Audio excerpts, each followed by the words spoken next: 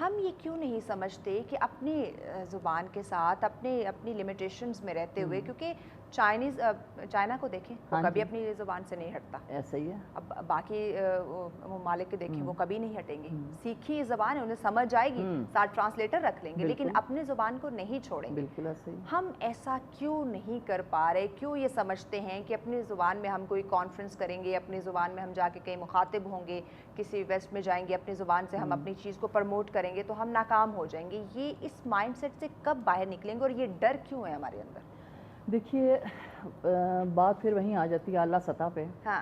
جب اعلیٰ سطح سے یہ بات نہیں شروع ہوگی، دیکھیے ہمارا کوئی ایسا حکمران، ہم سیاسی گفتگو نہیں کرنا چاہتے، لیکن کوئی ہمارا ایسا دیکھیں کہ جس نے اقوام متحدہ میں بیٹھ کے اردو میں بات کی ہو، اردو میں تقریر کی ہو، بتائیں مجھے کوئی ہے؟